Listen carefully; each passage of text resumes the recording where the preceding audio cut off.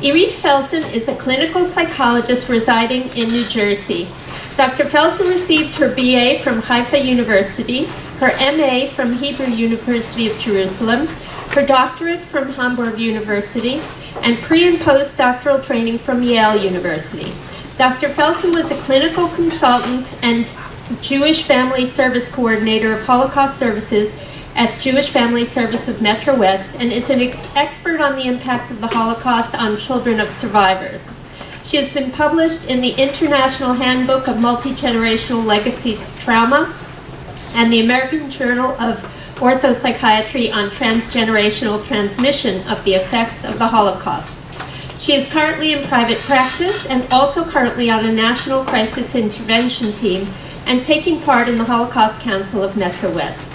Dr. Felsen consults the Council with regard to academic and educational conferences for professionals and teachers to understand the immediate and long-term effects of trauma and persecution. She is a member of the Yale Trauma Study Group, Genocide Studies Program, the American Academy of Experts in Traumatic Stress, and the United Nations NGO on Mental Health. And where did I leave my book? Where's my book?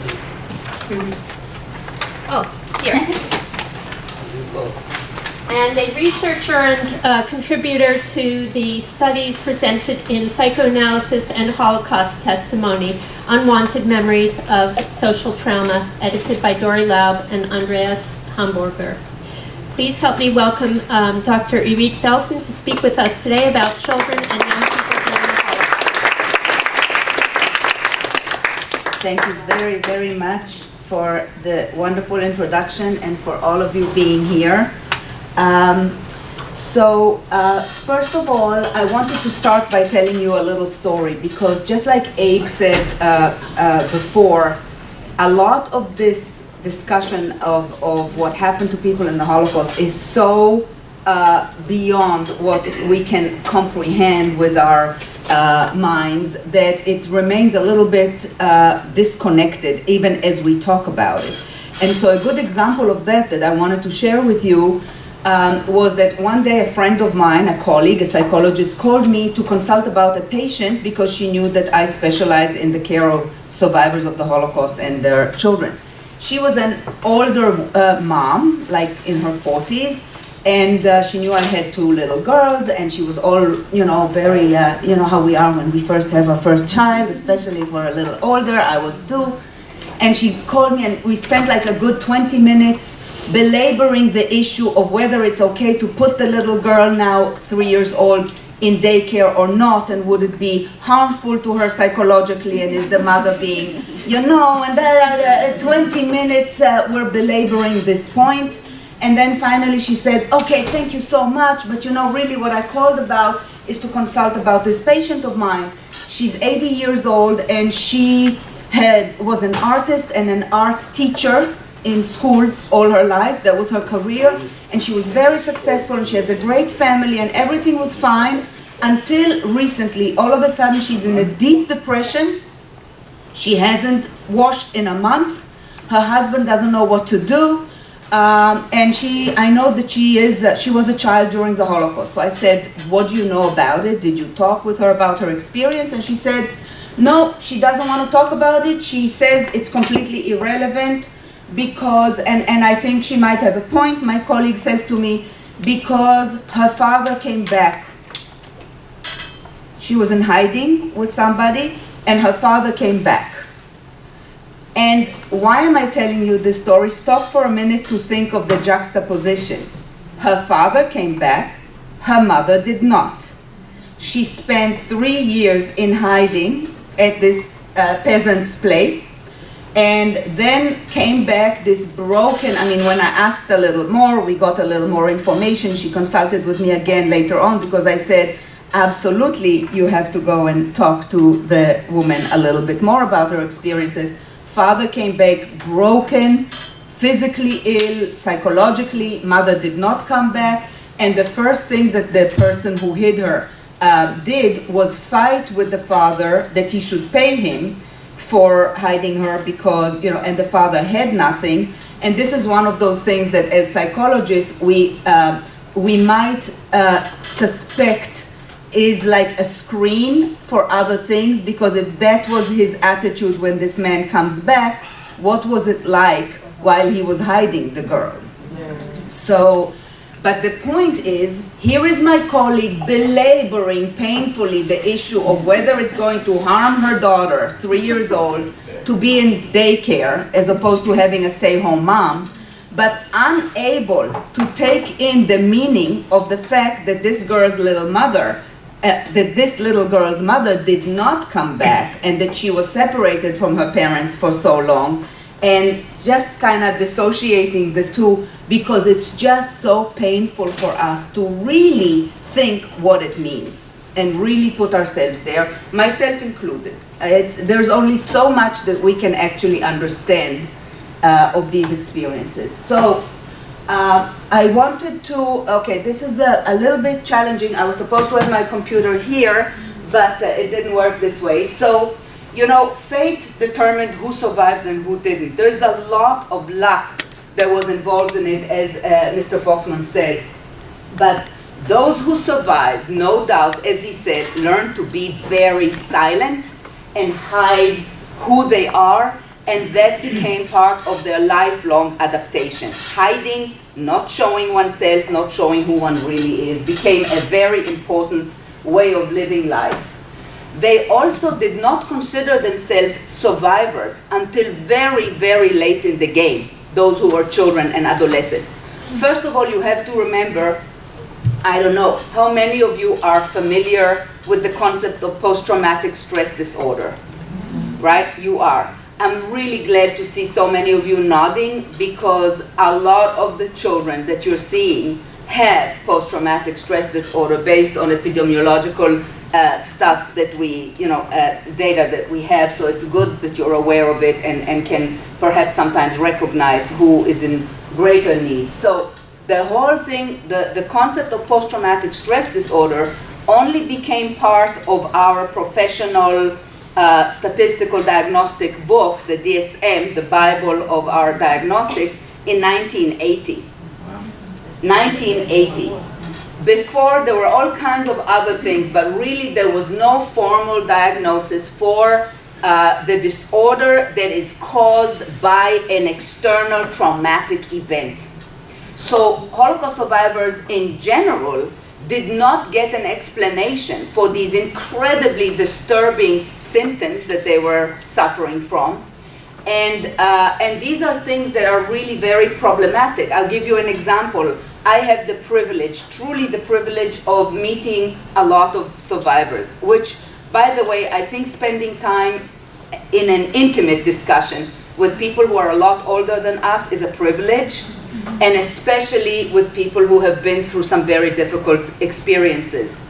So I have a lot of that in my life. And so one person said to me, when she came to me, she felt so bad about herself. She said, my daughter takes me to the park, I sit, it's a beautiful day, a children's orchestra is playing music, she loves music, and I want to have a good day, and all of a sudden the image of my mother playing the violin comes into my mind, her mother who did not survive the Holocaust and was killed in a particularly gruesome way.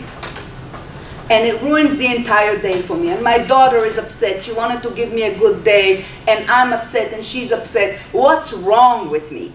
Well, what's wrong with her is that she has intrusive symptoms, which are the cluster of the intrusive symptoms of PTSD. We know that people with post-traumatic stress disorder have these intrusive images that come unbidden, and they don't control it. And it's not that she doesn't want to be nice to her daughter and nice to herself and enjoy the day. But if they didn't get the explanation for it, then it was very difficult, and it became, what is wrong with me?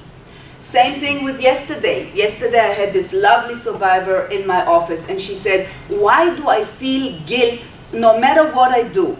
I swim in my pool and I think my daughter is working so hard and I'm swimming in the pool and I'm feeling so guilty. I buy myself something nice. I say to myself, this person doesn't have it. How can I, why do I have it? I used to have sex with my husband and I would think in the middle of it, how can I enjoy myself when all of these people died and this happened and that happened? What's wrong with me? We know that that kind of guilt, pervasive guilt, about surviving, about being happy, about enjoying oneself, is very much part of those long-lasting changes that survivors lived with. But the child survivors, in particular, did not consider themselves survivors and did not get the benefit of thinking with an adult mind about what's happening with them and what happened to them, because they were actually, even when the adults were acknowledged as survivors and PTSD became something we talked about, the child survivors and the adolescent survivors were told that they were too young when it happened, they were too young to understand it, they were too young to remember, they were not really impacted by it. If I had the time, I would even show you a letter written by a German psychiatrist at a very respected clinic after the war, where somebody came in for an evaluation with serious symptoms of anxiety and PTSD, and he was 19 years old. He was 14 years old when he went into the concentration camp. He lost his family, his entire family. He was in concentration camps for 5 years, went through a lot of terrible things, and the psychiatrist wrote, based on the kind of concepts of the time, that these experiences at age 14 could not have led to such severe symptoms, right? So they were not considering themselves survivors. They were told by the adults that they could not have had any memories of what happened to them, and they were told even by the professions of mental health, and not individually, but generally, that they were not. They were mostly in hiding and not in concentration camps, the children. Why? Because those are the only children that survived. Those who ended up in concentration camps didn't survive. So most of the children were in hiding, and therefore, again, they would say to me years ago, 15 years ago, 10 years ago, I'm not really a survivor, I was in hiding. I wasn't in a concentration camp. Those who survived with their parents, or those whose parents came back to claim them, feel doubly that their fate was so much better than the other children that they totally feel guilty to consider themselves survivors. However, all of these children, and that's what I want to highlight to you, all of them lived through unbelievable atrocities, unbelievable deprivations, unbelievable separations, painful separations, and a lot of unimaginable and prolonged terror all the time for years. And furthermore, even when in the luckiest families, where both parents survive and come back, like in Abe Fox's family, like in a few families that I know, both parents and the children were affected by their terrible experiences. So it didn't like end in this happy ending, mom and dad come back, we're reunited and all is well. There's a beautiful book if you want.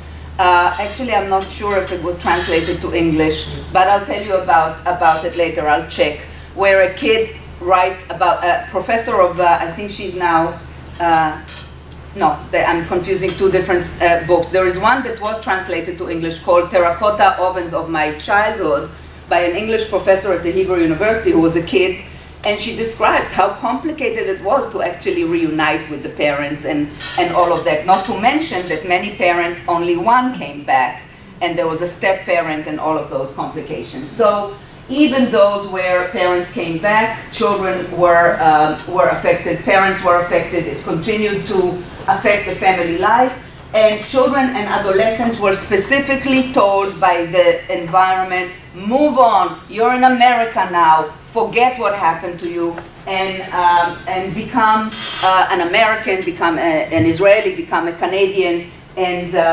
forget about it. So they were really not encouraged to process or talk.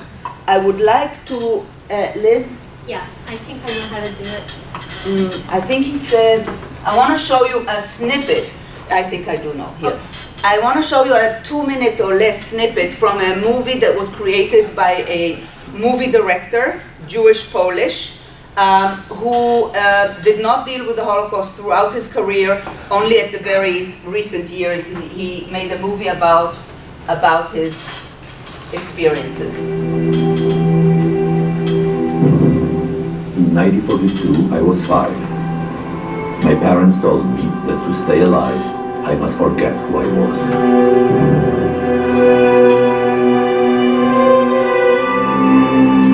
She hung a sign around my neck.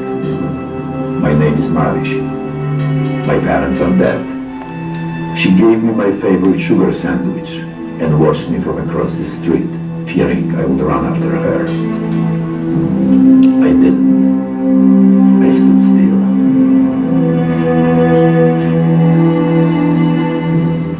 70 years later, I am back in Warsaw, the city once populated by 500,000 Jews.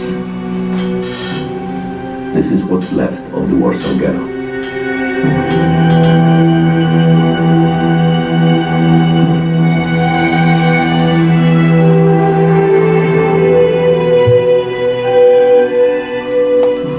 Why do we return to this haunted past?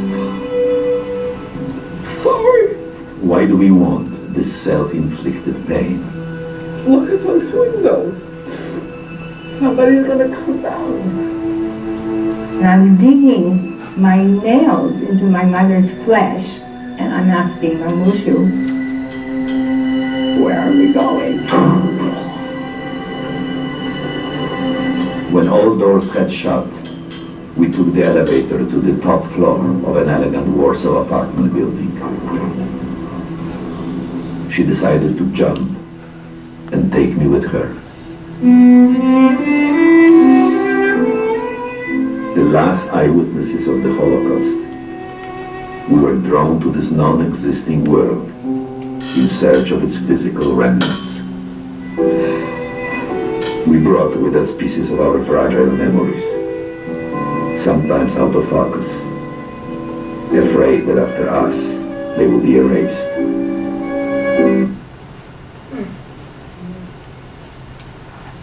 So, this is, again, it was my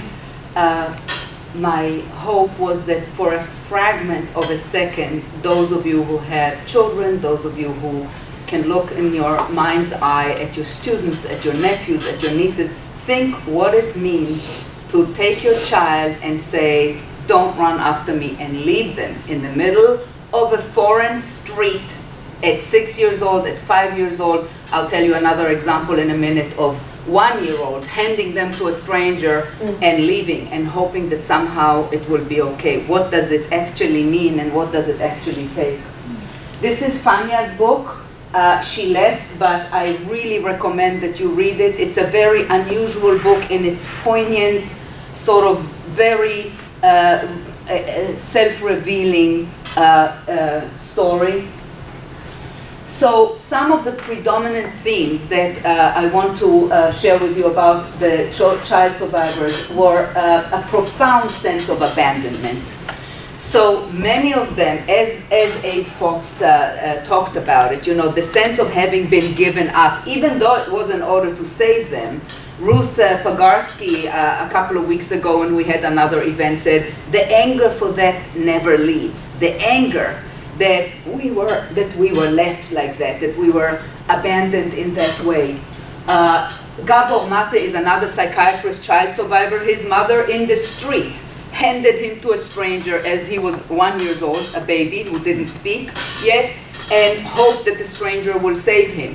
He describes, as he is now in his 70s, he said, I went to a conference, I gave a great talk, I got fantastic feedback, I was upgraded on the plane to business class, felt like a king, got off the plane, was waiting for my wife who was supposed to come and pick me up, she wasn't there. My wife is an artist, she gets lost in her stuff a little bit, she forgets time a little bit, I call her, I say, where are you? She said, oi, I got blah, blah. And he said, I was so upset.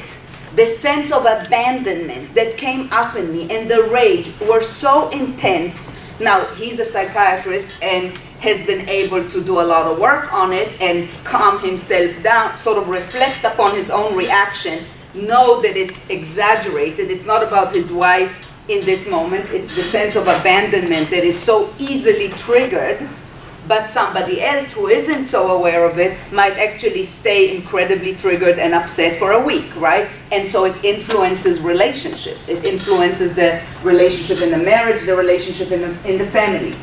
An unclear sense of identity due to the lack of memories and to the fact that many of them who are so young have no traditions, they don't know where they come from really, they don't know how their family lived, they don't even know sometimes their real name, all kinds of things like that, which I'll say a little bit more about in a minute.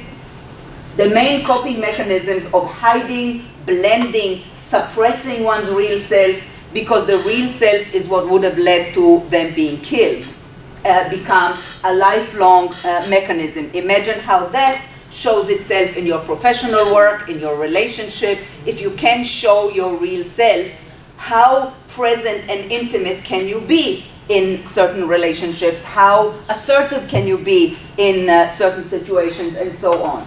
In those who survived with parents, there's an added element where often during the Holocaust, a very particular role reversal took place, where actually it was the children who could save the parents. It was the children who could sneak out of the ghetto into the Aryan Park and bring food. It was the children who could sneak out and forage for stuff in the ghetto, and not the older people. And so sometimes there is this premature maturity and responsibility that comes at the cost of having lost one's sense that I'm a child, they are adults, they can take care of me, the world is safe. So on one hand, a premature maturity and competence, but at the same time, the sense that there's no safety net underneath me. It's all about whether I can take care of myself or not.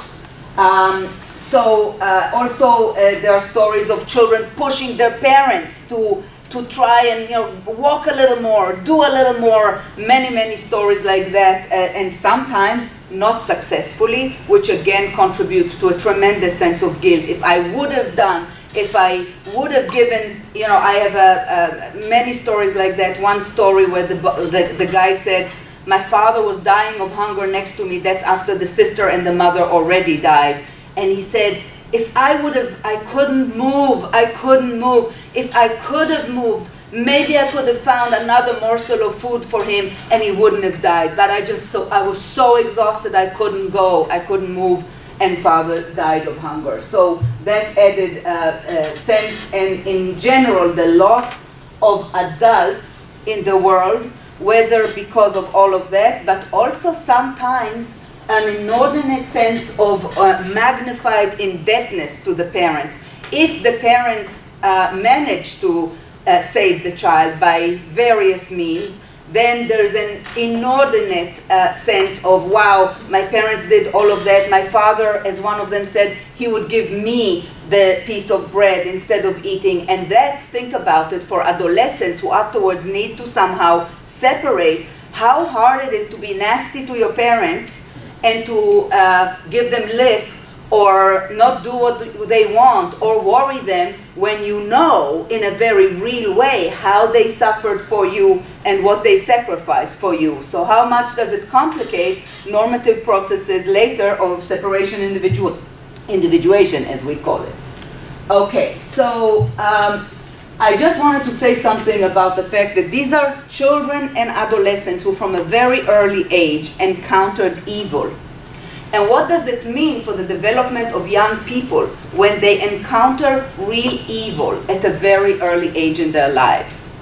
So what is evil actually? So I wanted to say a couple of words about it. And what I put there is that evil acts are actions that intend to dehumanize the other and to use them as an object and as a means to an end. Whether it's the 5-year-old whose father molests her, or the child in the Holocaust, or many other examples that we come across. Evil is an intentional act that dehumanizes the other, deprives them of their subjectivity, of their individuality, of their will, and of their basic rights. The essence of it is the denial of personal characteristics and distinctly human essence to the individual. And what are distinctly human traits? Intelligence, will, emotion, speaking, all of those things which are denied to a victim of acts that are dehumanizing. It's as if they don't have it, they're just there for me to use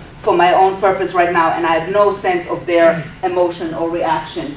Evil acts, and that's very, very important, arise from within social groups from which we, when evil acts arise from social groups, be it the family or our, what we used to think of as our country, and all of a sudden it's directed at us by somebody from whom we expected protection and good treatment, are much more shattering than evil acts by somebody else, because it truly shatters those expectations. And while we would like to attribute evil acts to some, the people were crazy, the people were pathological, the sad thing about it is that it actually is something that, if we have time, we'll talk a little bit more about it, but studies show us again and again that for the most part, all of us are capable of those acts in the circumstances that promote it.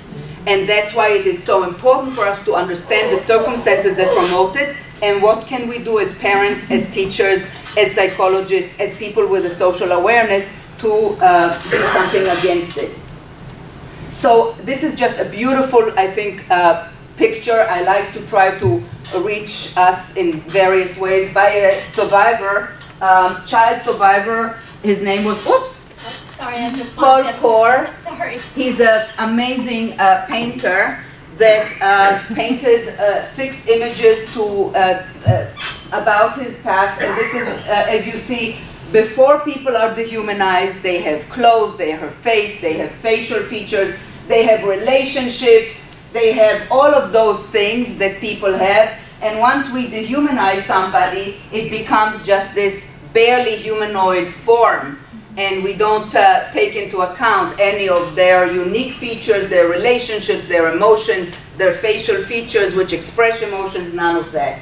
That's a good image of dehumanization. And when we dehumanize somebody, it's much, much easier. I'm not going to do exactly how the slides are, but just essentially, when we dehumanize somebody, it's much, much easier for us to then do to them things that otherwise we would think are reprehensible, which explains why we had this phenomena in so many people, Nazi elite leaders like Adolf Eichmann, like many other people, were not some barbarians raised in the jungle. These were highly intelligent, educated people, many of whom, by the way, in the Nazi elite were even health professionals.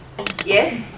And yet they were able to do this to these people and then go home and be their normal self in other settings. So when we lose empathy for somebody, when we dehumanize somebody, we lose empathy for them. Another point for us as parents and educators to think about, how do we promote in children the sense of empathy to the other person? How do we teach them to promote empathy so that they don't dehumanize so easily? I will skip the, are you familiar with some of the social studies that speak to that, right? So the main points that I want to make here is that what are those circumstances that promote dehumanization? Circumstances which promote social conformity very much, right? So the Ash experiment, I'll just say it very quickly. If you recall, he had 10 people sitting around a round table. Only one of them was a real subject. All the other people were collaborators of the researcher. And the question was very simple. 2 sticks, one longer, one shorter. Which is longer, which is shorter? It's a very simple task, right? So he had all the collaborators go first and say, no, this one is shorter, when it was really the longer, right? By the time it got to the 9th, to the 10th person, the real subject, many of the real subjects complied with the social conformity, the social pressure, and said, yeah, this one is longer. What we now see in modern repetitions of this experiment is very frightening. That it's not only that they said so, but that the perception actually changes for some people. This is how sensitive our brain is to social pressure. Okay? Another one is the circumstances that stress compliance with authority and diffusion of moral responsibility are also circumstances that can easily lead to acts of dehumanization, because look at the Milgram experiment. Yes, the students at the university were told, here is a machine, it gives electrical shocks to the other person in the other room. They could hear the other person in the other room, but the researcher, older, with a coat and all of the signs of authority, said increase the volume, increase the shock. They could hear the other person getting more and more upset. At the end, screaming. Many people still increase the volume because the authority figure said to increase the volume. Lastly, circumstances which stress certain role expectations and norms as to how to behave in this role. The Zimbardo experiment in California divided a bunch of students to two groups, created a simulated prison in the basement of the Department of Psychology. It was supposed to take 3 weeks. It stopped after 4 days, I think, 3 or 4 days, because within 3 or 4 days, the prisoners became depressed and the ones playing the guards became sadistic. This is how sensitive our brain is to role expectations and norms. So what does it mean? And I'll just say a couple of words that are not here, but I'll just say it. There is a reason for it. It's not just because we are bad and we are a bad species, but really it's because we are a social species. We are not as strong and capable in many ways as other animals. So we had to become very dependent on each other. To kill a big mammoth, we had to cooperate. To survive, we had to cooperate. For that, we had to become very sensitive to the social order in our group and to the communication within the group, so that it would be very quick and not like, oh, tell me, is there a tiger behind you? No, I need to see his face and immediately recognize that he is afraid, so I'm afraid, so I have to get out of here, right? So that made our brain develop in a way that's very sensitive to social pressures, to social communication, to the norms within our group, to the hierarchy within our group. And that's why we're so sensitive to it, and we have to be aware of that, but that's a whole different talk. The dual reality of trauma survivors, whether they are child survivors or adult survivors, is something that I call it this way. That's a term that I use to describe something that I've seen in survivors for many years, and that is that they really live in a dual reality, in the sense that there is, imagine a glass floor, under transparent glass floor, under which you live. Above the glass floor, there is the reality of the here and now. They're in America, they're safe, they're in Israel, they're in Canada. Everybody tells them, forget about it, this is now a good place. The expectations here are to be nice, to give the other person a turn, not to push, not to grab, to be socially desirable. Everybody is nice, right? Those are the rules of our life in a normal reality.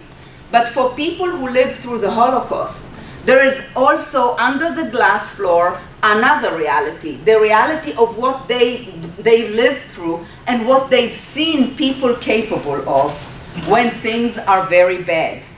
They've seen what people are really capable of under the appearance of social desirability. They know that under those circumstances, people have to grab, people have to push, people have to be first. There is a completely different reality that's completely inconceivable in relation to the reality of the here and now. They're very separate realities, very different. Now, why do I say a glass floor?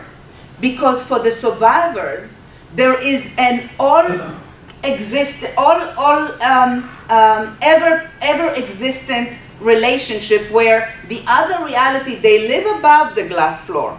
They live here, but there is another reality that they continuously reference that's there always. Even if it's in the periphery of their visual field, it's always there. Or the visual field, I mean metaphorically, right? In terms of their psychological awareness. And there is a very dynamic back and forth relationship between these two realities. Which one is in the foreground and which one is in the background is a matter that can change in a split second because of a smell that reminds somebody, of something, a tone, anything that triggers that other reality can bring that into the foreground and make one respond from that reality and not from the reality of the here and now, which of course complicates a lot of things. So that's my metaphor of the glass floor and the dual reality, to try and combine the way that these people live. This is a picture that I use in order to also try to communicate it, because you see, what do you see in this picture? Sorry.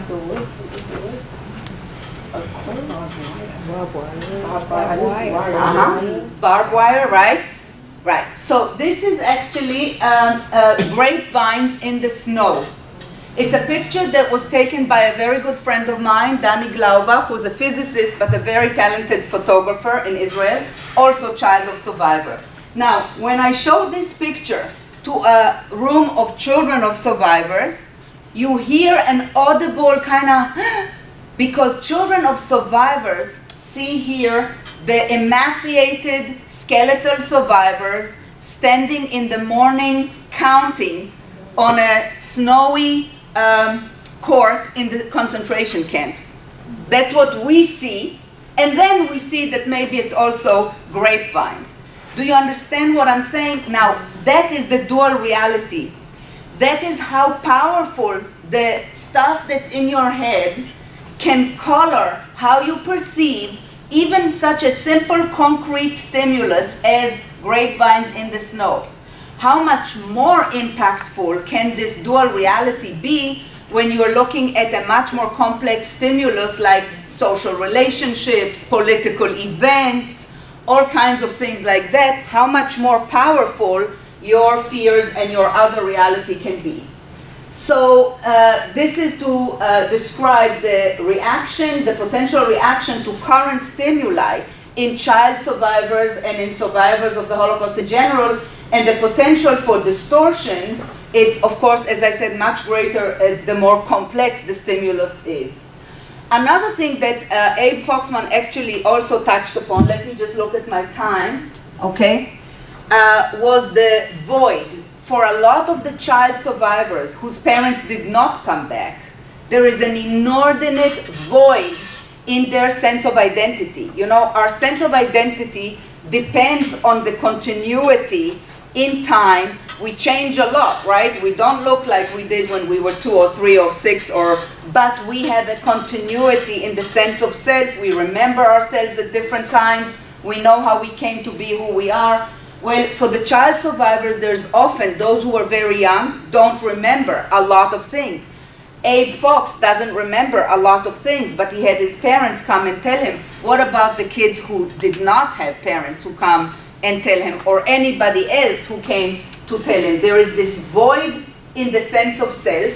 So on one hand, we have traumatically etched memories, as we call them, things that were terrible, incredible experiences of cruelty, of fear, of hunger that are etched in our memory very much and create the dual reality. But at the same time, for those who are very young, and even for some people who are not so young, sometimes there is a void, a hole in the memories, which is not just the absence of something, it's actually like a black hole. It is a presence of a hole. It's not, oh, I don't know. It's, oh my God, I don't know. I don't know who I am. Where was I? Who were my parents? Where did I come from? And the absence itself is a very problematic feeling. As to the orphan child survivors versus those who had parents who survived, in a study that looked at a large group of child survivors in Israel in 1997, survivors who are considered children were those younger than 13 years old during the Nazi occupation. And there were significant relationship between the degree of traumatic experiences that they suffered and the question of and not having parents. Obviously, if your parents were not with you, your likelihood of having been through some horrible situations was even greater than if you survived in hiding with your parents. For those, okay, that we covered. And also, think about it. For those whose parents survived, these parents were likely to be of a higher socioeconomic strata because they had the money, like Abe Fox said, to pay the nanny and to have the nanny that would do it, or to pay somebody else, to give somebody else all your family jewelry or whatever you had so that they would keep the child. They had, therefore, a better start after the war, sometimes, these parents. More siblings survived, if parents survived. That's a greater likelihood. And therefore, because of those somewhat better conditions, more of them, of the children who had parents who survived, obtained better education after the war than those who didn't. So those who are orphaned also showed a higher level of symptoms after the war. But despite all of that, at least in Israel, there were no differences in their occupational status at the end. This is an incredibly resilient group of people that managed to do very well, all in all, as a group, despite high symptoms of post-traumatic disorder and all of that. What I also wanted to tell you was, Abe mentioned the trauma after the war. So, okay, we'll skip that, but I did mention survivor guilt. Abe mentioned survivor guilt. Like I said to you, my 81-year-old survivor yesterday said, why? Why do I spoil for myself everything? What's wrong with me? And I actually had to explain to her, it's really a symptom. That's the survivor guilt. That's the guilt that you sort of lived with from a very early age on, being also herself a survivor, but also a child of survivor who survived with her mother. And so mother was very sad after the war, very, like Abe said, his parents repeatedly lived with their survivor's guilt, and that's something that she had to live with as well. We see, by the way, the impact of the terrible experiences during World War II on many of those who were children in that time, not just Jewish children, but many of those in countries that were occupied by the Nazis, and even German war children, because many of them lost parents, of course, lost fathers, many of them escaped to Prussia, all kinds of things like that. A lot of symptoms in all types of children, with the highest level of symptoms seen, of course, in Jewish child survivors. This is a very, I think, telling graph. It's a study that looked at 71 different studies of Holocaust survivors all over the world, comparing them to people like them from similar places who did not live through the Holocaust. But these are all studies, all of the 71 studies comparing survivors to other people, and these are all of the studies in which the survivors never saw a mental health professional, never had a diagnosed mental health issue. And what you see is that if you compare survivors to other people in their total adjustment, physical health, psychological well-being, psychopathological symptomatology, cognitive, all kinds of measures of functioning, they were very similar to other people. This is how resilient this group was. However, this here is post-traumatic stress symptoms 60 years after the war. So post-traumatic stress symptoms really stayed for a very long time, for the duration of the life of these people. Some of the risk factors for PTSD, or those who are more likely to have PTSD, are those who experience multiple trauma. So think about it. If you have a child who experienced more than 4 childhood traumas, and I will briefly mention to you, and I'm sure you're familiar with the ACE studies. Okay, so you really ought to give it a look sometime online. But I will just say this first. If somebody experiences more than 4 trauma, what we consider traumatic events in their childhood, they are multiple times more likely not only to have PTSD, but to have many, many very serious health issues and all kinds of other things later in life. If a parent has PTSD, it's a great risk factor for the child to have PTSD because it compromises parental competence and parental availability for the child. And female gender, females are more susceptible to PTSD than males. That's an overall finding that we see in many types of traumas, no matter what. Combat, rape, crime, females are more sensitive to PTSD than males. The ACE study is a very, very important study. I think we all need to be aware of it. Everybody who works with children, it's online, you can look at it. It was initiated by a large insurance company, and they wanted to see what's the relationship between all kinds of health issues and childhood adverse events, as it's called. So ACE stands for Adverse Childhood Events. And they had 10 categories of adverse events, which are stated on the online if you read about it. And if a child had a score of more than 4, then they were 4 times more likely to have serious problems with alcoholism in older age. They were twice as likely to be diagnosed with cancer, 4 times more likely to have emphysema, 30 times more likely to attempt suicide, and a whole bunch of other things, which I included here, but I'm not going to bore you with. But it's a very important study to know about. Now, children and adolescents in the Holocaust survived many more than, most of them survived many more than 4 traumas, not only in the entire duration, but oftentimes in one day. So, okay, now let me check time again. So I wanted to tell you something about the survival brain. What we know is that our brain can be in survival mode, or it can be in the other mode. Survival mode is when we have a strong sense of threat to our survival, which means that all of our resources, all of our psychobiological resources are aimed at increasing the likelihood that we will survive.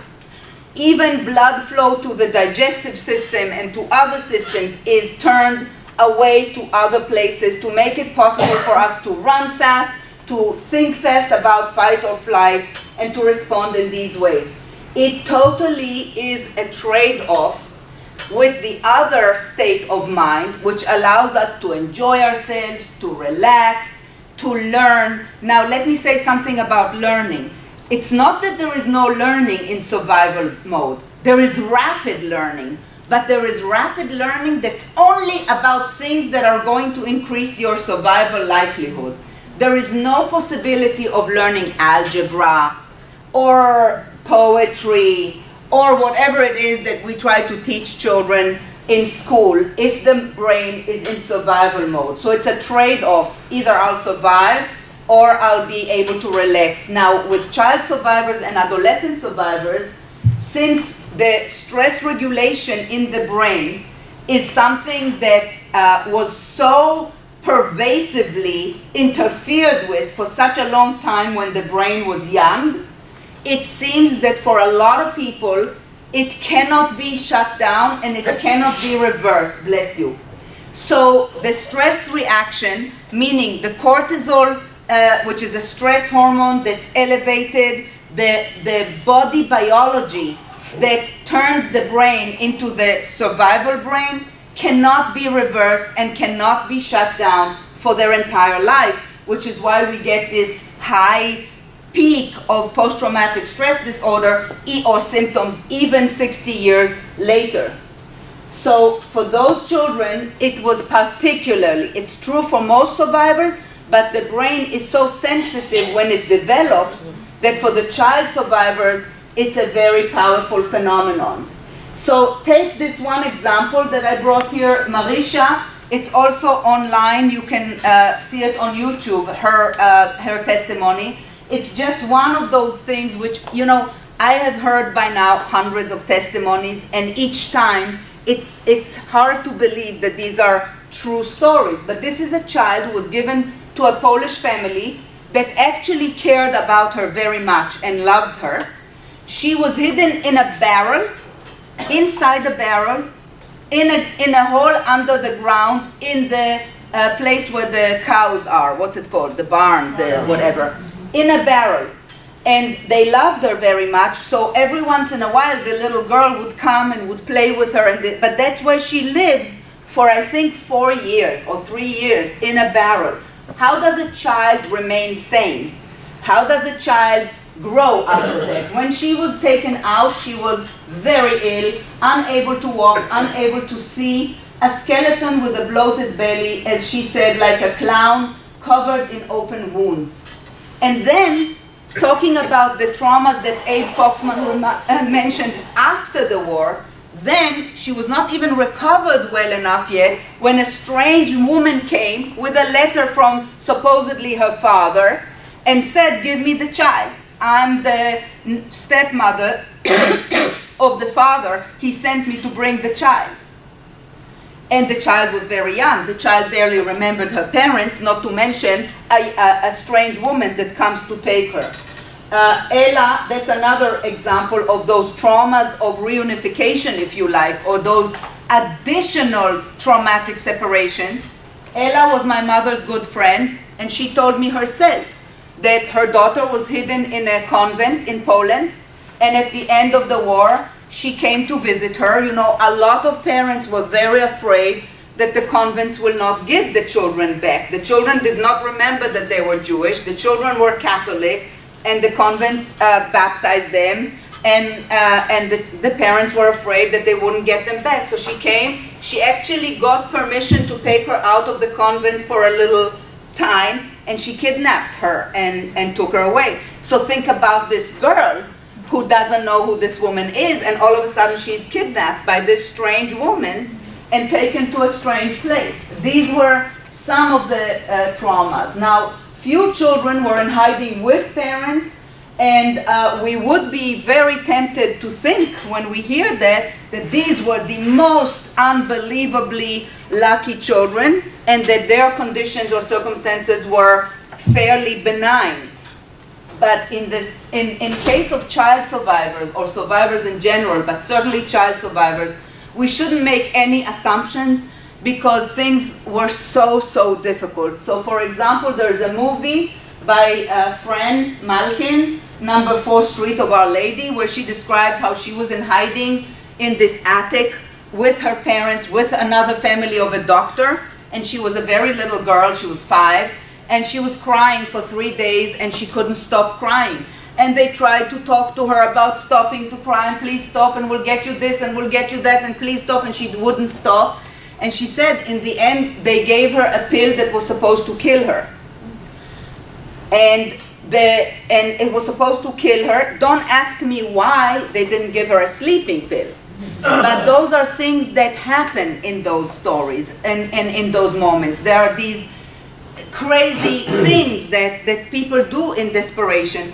And she was supposed to die, and the Polish lady came with a bag to put the body in and take it, but they heard that she was still alive.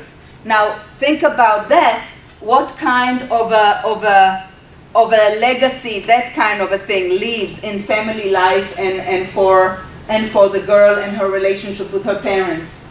So we talked about role reversal, and finally, a lot of the hidden children had also very abusive experiences. Some of them had very loving and kind rescuers, but some of them had a very complicated situation where the same person who rescued them was also the same person who raped them or beat them or did all kinds of terrible things to them, which we can all easily imagine. I mean, what happens to a child in our relatively not war situation, but a child who doesn't have parents who can protect them? How fast do they become prey to all kinds of predators, right? So certainly in that situation, we don't know exactly the extent of the phenomena. There are many rumors around it. It's not been addressed until very recently because it is so difficult to address.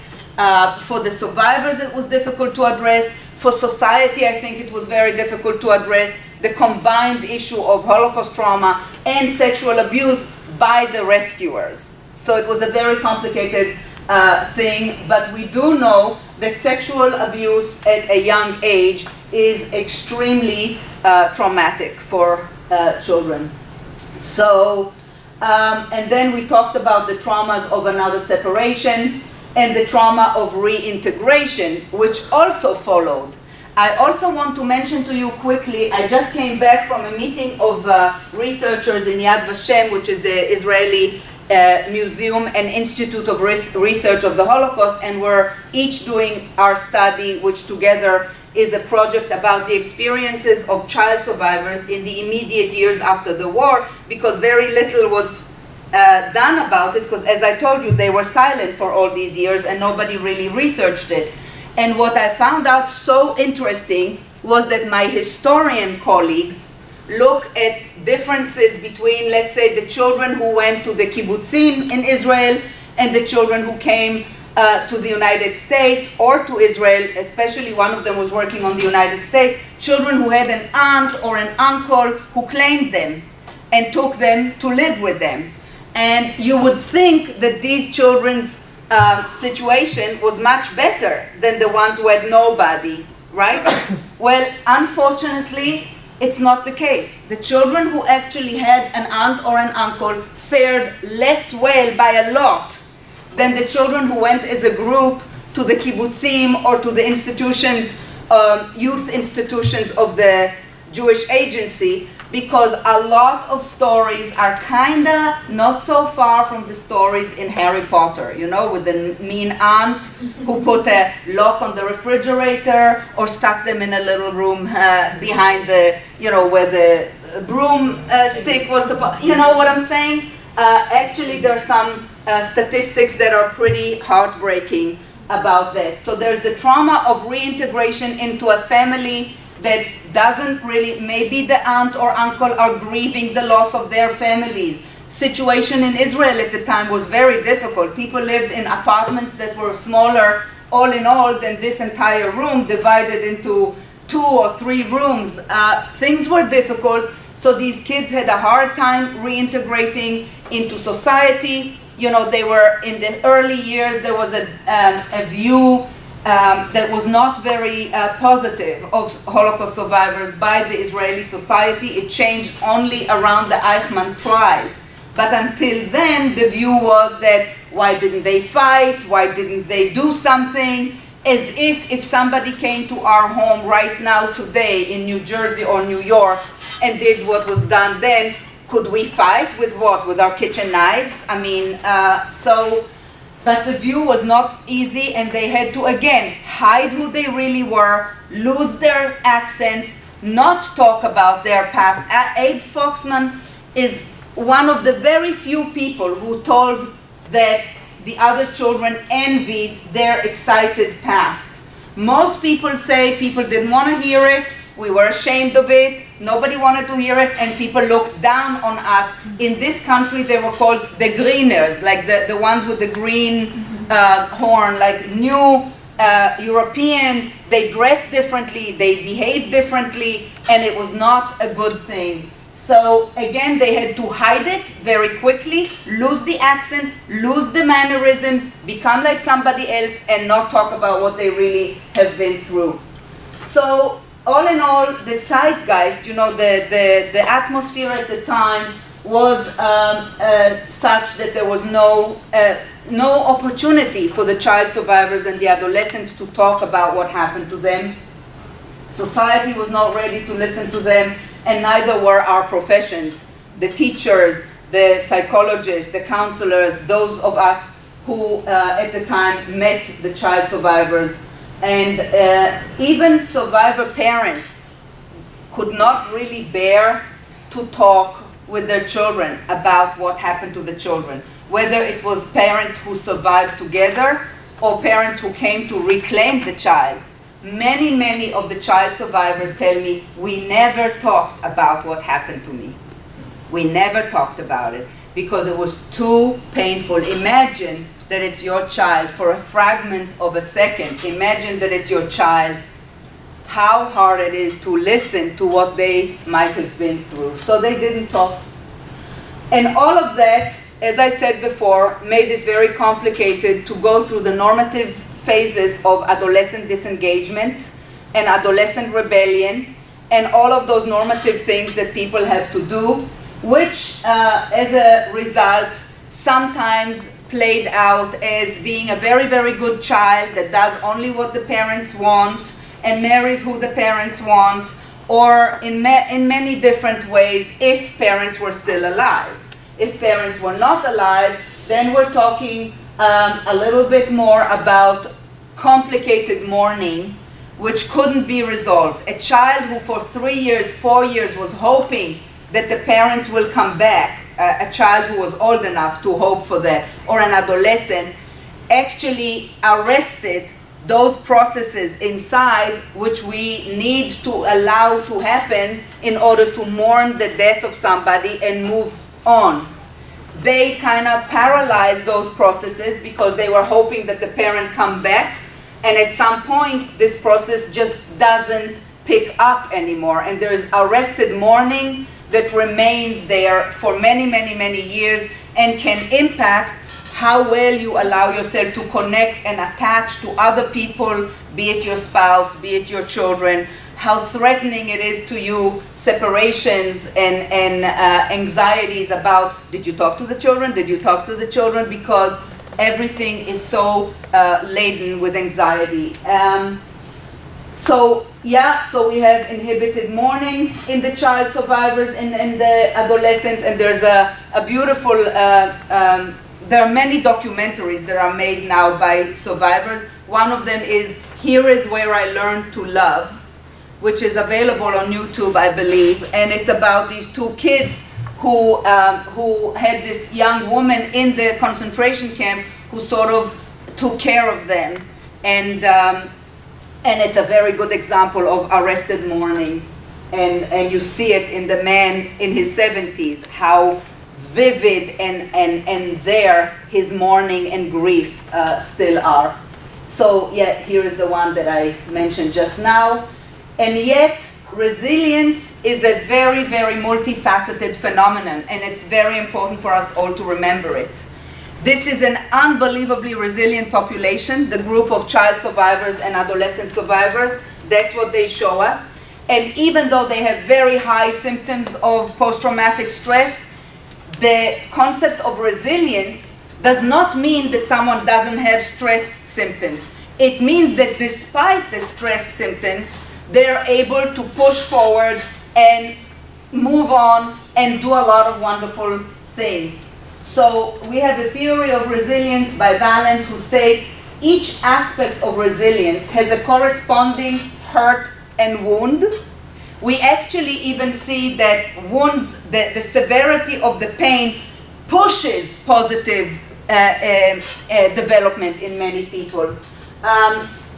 I will just end with this quote down here and with a tiny little story after that. The relationship between survivors' inner subjective pain and outward high functioning remains one of the most ambiguous themes of discussion in our professional literature. But it is very important to remember that even if you see a child that has a lot of bad things happening and a lot of post-traumatic symptoms, if you help them develop their resilience, they can still do extremely well in life.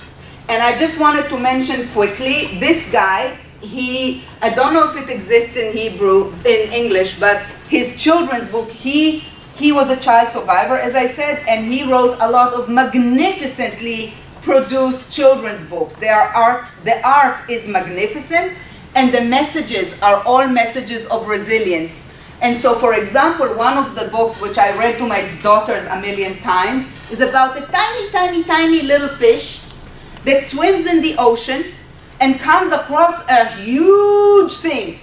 And so he swims around the huge thing, and all of a sudden he sees an eye and he sees a tear. And it turns out that it's a baby whale. Now he's a tiny, tiny little fish, and the baby whale is huge. And he says to him, how can you be so sad? You're so huge.